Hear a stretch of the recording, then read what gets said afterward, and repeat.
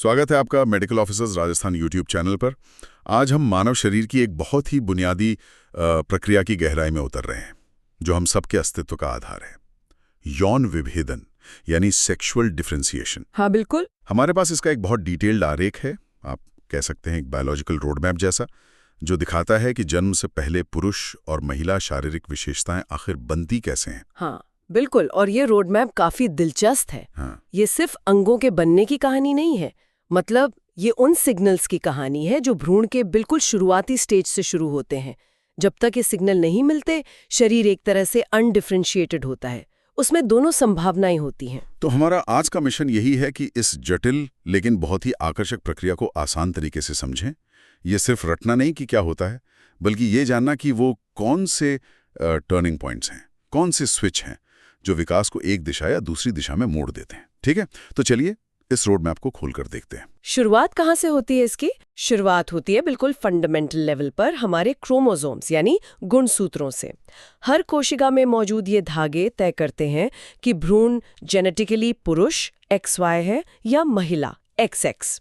यहीं से कहानी की दिशा तय होनी शुरू हो जाती है। जो भ्रूण की जनन ग्रंथियां या गोनैड्स हैं, वो इस समय तक बिल्कुल अविकसित होती हैं, मतलब उनमें पुरुष या महिला कुछ भी बनने की क्षमता है। यानी ये गोनैड्स एक तरह के चौराहे पर हैं। तो पहला सिग्नल क्या मिलता है, दोनों एक रास्ते पर भेजता है? वो पहला और शायद सबसे जरूरी सिग्नल आता है Y क्रोमोसोम से। अगर भ्रूण XY है तो Y क्रोमोसोम पर एक कह सकते हैं मास्टर स्विच जैसा जीन होता है, SRY gene, sex determining reason Y। ये जीन एक प्रोटीन बनाता है जो इन अविकसित गोनैड्स को निर्देश देता है, ठीक है, अब तुम्हें वृषण यानी टेस्टिस बनना है। SRY जीन, ये तो सच में मास्टर स्विच लगता है। और अगर XX है, मतलब Y क्रोमोसोम और SRY जीन नहीं है, तब क्या होता है? तब कहानी एकदम अलग दिशा में जाती है। SRY सिग्नल जब नहीं होता तो वही अविकसित गोनैड्स एक दूसरे रास्ते पर चलते हैं और अंडाशय यानी ओवरीज में बदल जाते हैं। और ये जानना भी दिलचस्प है कि अंडाशय का विकास SRY की गैर मौजूदगी में होता है। इसे कई बार डिफॉल्ट पाथवे भी कहते हैं, पर यह भी अपने आप में एक एक्टिव प्रोसेस है। ठीक है, तो पहला बड़ा मोड़ आ गया, या तो वृषण बने XY प्लस SRY या अंडाशय XX नो SRY। अब मान लीजिए वृषण बन गए, ये आगे की कहानी को कैसे कंट्रोल करते हैं? ये सिर्फ गुनैड बनकर तो नहीं रह जाते होंगे? नहीं, बिल्कुल नहीं। वृषण बनने के बाद ही तो असली हार्मोनल कहानी शुरू होती है। इन नए बने वृषणों में दो तरह की बहुत महत्वपूर्ण कोशिकाएं एक्टिव होती हैं, लेडिक कोशिकाएं और सर्टोली कोशिकाएं। और इन दोनों के काम एकदम अलग हैं, लेकिन पुरुष विकास के लिए दोनों ही जरूरी हैं। अच्छा, तो ये दो अलग अलग टीमें हो गई। लेडिक कोशिकाएं क्या करती हैं पहले? लेडिक कोशिकाएं पुरुष हार्मोन टेस्टोस्टेरोन का उत्पादन शुरू करती हैं। ये हार्मोन पुरुष के जो अंदरूनी जननांग है, उनके विकास के लिए बहुत जरूरी है। इसे आप एक तरह का बनाने वाला सिग्नल समझ सकते हैं। बनाने वाला सिग्नल। और दूसरी टीम सर्टोली कोशिकाएं, उनका क्या रोल है? सर्टोली कोशिकाएं एक दूसरा पदार्थ बनाती हैं जिसे मुलेरियन इनहिबिटरी फैक्टर यानी MIF कहते हैं, या एंटी मुलेरियन हार्मोन AMH भी कहते हैं। इसका काम थोड़ा अलग है, ये रोकने का सिग्नल है। ये महिला आंतरिक अंगों के विकास को रोकता है। और देखिए, ये समझना महत्वपूर्ण है कि पुरुष बनने के लिए सिर्फ पुरुष अंगों का बनना ही काफी नहीं है, महिला अंगों के विकास को रोकना भी उतना ही जरूरी होता है। अरे वाह, ये तो बहुत रोचक बात है। मतलब पुरुष विकास के लिए डबल एक्शन चाहिए। एक तरफ टेस्टोस्टेरोन से बनाओ का सिग्नल, दूसरी तरफ MIF से रोको का सिग्नल। तो ये दोनों मिलकर अंदरूनी अंगों को कैसे शेप देते हैं? हाँ देखिए, शुरुआती भ्रूण में दो तरह की नलिकाओं मतलब डक्ट्स के सेट होते हैं। एक है मेसोनेफ्रिक डक्ट, जिसे वोल्फियन डक्ट भी कहते हैं, और दूसरा है पैरामेसोनेफ्रिक डक्ट, जिसे मुलेरियन डक्ट कहते हैं। अब यहाँ हार्मोन्स का रोल आता है। MIF जो सर्टोली कोशिकाओं ने बनाया है, वो जाकर मुलेरियन डक्ट पर असर करता है और उसे खत्म कर देता है, मतलब रिग्रेस कर देता है। क्यों? क्योंकि अगर ये डक्ट विकसित होती तो ये महिला के आंतरिक अंग बनाती, जैसे गर्भाशय और फैलोपियन ट्यूब्स। MIF इसे होने से रोक देता है। अच्छा, तो MIF ने फीमेल वाले रास्ते को ब्लॉक कर दिया। अब टेस्टोस्टेरोन का क्या काम हुआ? टेस्टोस्टेरोन जो लेडिक कोशिकाओं से आया है, वो दूसरी वाली डक्ट यानी वोल्फियन डक्ट को स्टिम्युलेट करता है, उसे बढ़ने के लिए प्रेरित करता है। इसके असर से वोल्फियन डक्ट विकसित होती है और पुरुष के आंतरिक जननांगों में बदल जाती है, जैसे एपिडिडमिस, डक्टस डिफरेंस और सेमिनल वेसिकल्स। ये वो स्ट्रक्चर्स हैं जो बाद में स्पर्म ट्रांसपोर्ट वगैरह में काम आते हैं। कमाल है। मतलब एक ही टाइम पर एक सिस्टम मुलेरियन को बंद किया जा रहा है और दूसरे वोल्फियन को प्रमोट किया जा रहा है। ये तो हुए अंदरूनी अंग, लेकिन बाहरी अंग जैसे लिंग और अंडकोश, उनका विकास कैसे होता है? क्या उसके लिए भी टेस्टोस्टेरोन जिम्मेदार है? हाँ भी और नहीं भी। यहाँ कहानी में एक और छोटा सा ट्विस्ट है। बाहरी अंगों के विकास के लिए टेस्टोस्टेरोन को अपने एक और ज्यादा शक्तिशाली रूप में बदलना पड़ता है। इसके लिए एक एंजाइम काम आता है, 5-अल्फा रिडक्टेस। ये एंजाइम टेस्टोस्टेरोन को डाइहाइड्रोटेस्टोस्टेरोन यानी DHT में बदल देता है। DHT? ये टेस्टोस्टेरोन का मतलब सुपरचार्ज्ड वर्जन है क्या? हाँ, कह सकते हैं। कम से कम बाहरी जननांगों के विकास के मामले में तो यही लगता है। DHT ही वो मुख्य सिग्नल है जो बाहरी स्ट्रक्चर्स को पुरुष वाला रूप देता है। लिंग का बनना, मूत्रमार्ग का सही जगह पर खुलना और त्वचा की सिलवटों का मिलकर अंडकोश बनाना। टेस्टोस्टेरोन खुद ये काम उतनी इफेक्टिवली नहीं कर पाता। DHT का रोल यहाँ बहुत स्पेसिफिक और पावरफुल है। ये तो वाकई परत दर परत खुलने वाली प्रक्रिया है। मतलब अगर मैं समराइज करूं तो पुरुष मार्ग XY में SY जीन ने वृषण बनाए, वृषण की लेडी कोशिकाओं ने टेस्टोस्टेरोन बनाया जिससे वोल्फियन डक्ट से आंतरिक अंग बने, और सर्टोली कोशिकाओं ने MIF बनाया जिसने मुलेरियन डक्ट को रोका।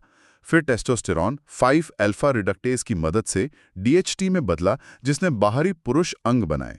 क्या ये सही है? हाँ, बिल्कुल सही।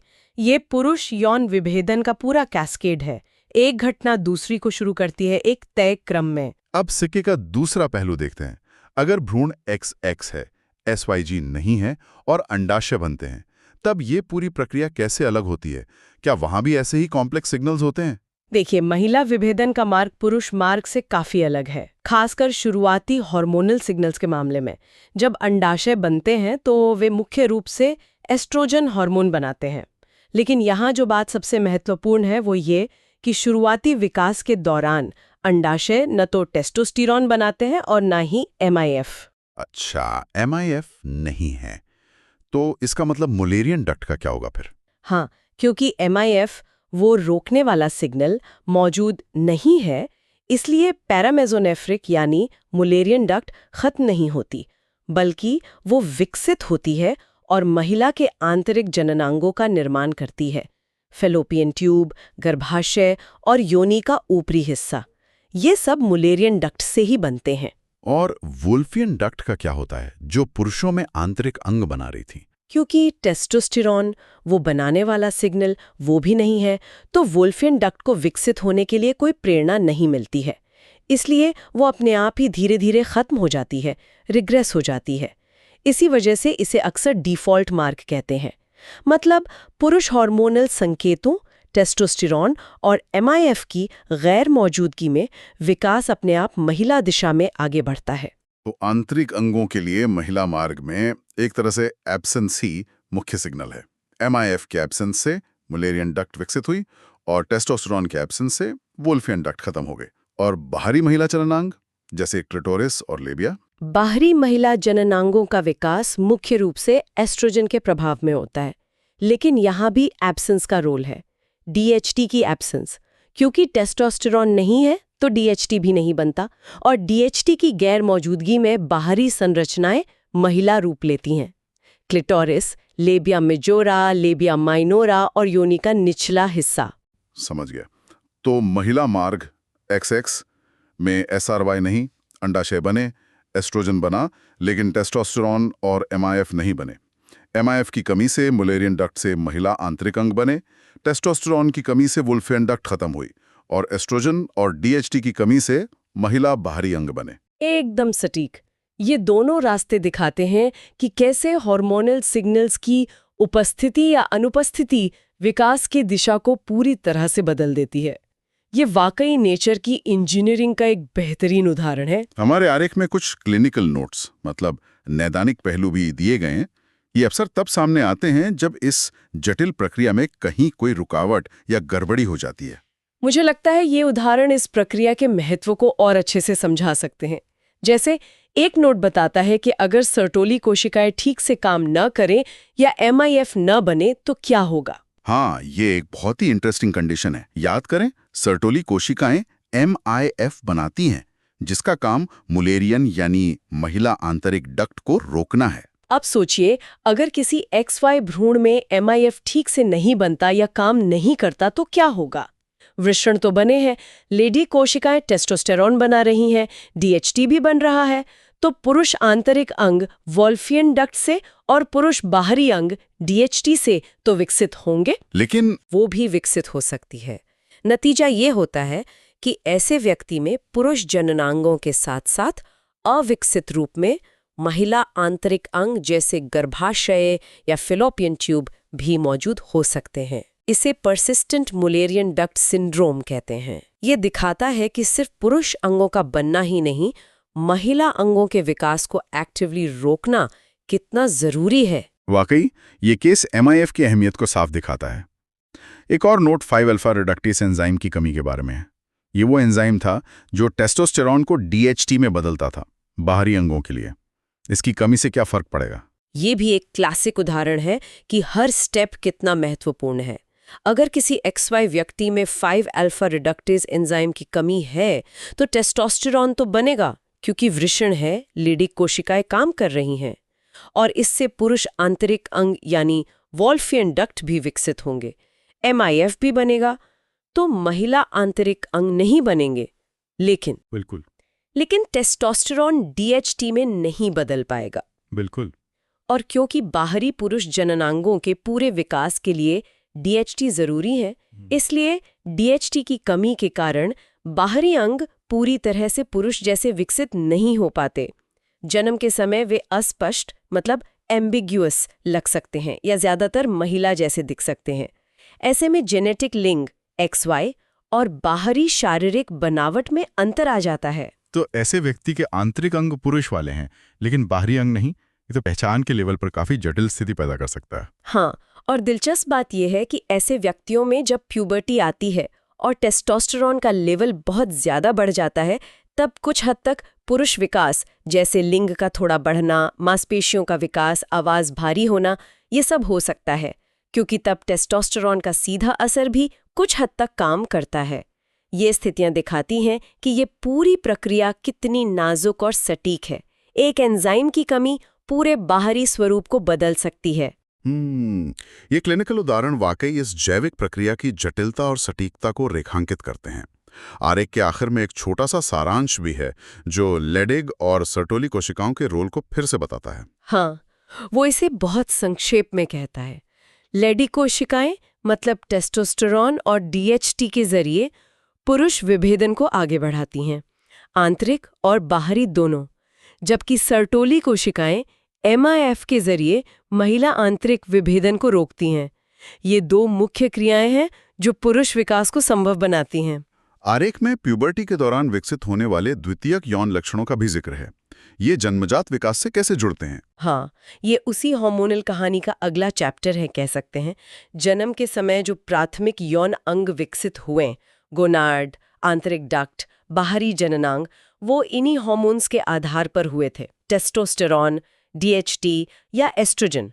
यौवन काल में यही हार्मोन पुरुषों में वृषण से टेस्टोस्टेरोन, महिलाओं में अंडाशय से एस्ट्रोजन फिर से बड़ी मात्रा में बनने लगते हैं, और वो उन बदलावों को लाते हैं जिन्हें हम द्वितीयक यौन लक्षण कहते हैं। पुरुषों में दाढ़ी मूछ, आवाज का भारी होना, मांसपेशियों का बढ़ना, महिलाओं में स्तनों का विकास, कूलों का चौड़ा होना, मासिक धर्म चक्र की शुरुआत, ये सब उन्हीं मूल हार्मोन्स का प्रभाव है जो पहले भ्रूण के विकास को गाइड कर रहे थे। तो अगर हम इस पूरी यात्रा को देखें तो ये एक अद्भुत कैस्केड है, एक के बाद एक होने वाली घटनाओं की श्रृंखला। बिल्कुल। शुरुआत होती है जेनेटिक्स से।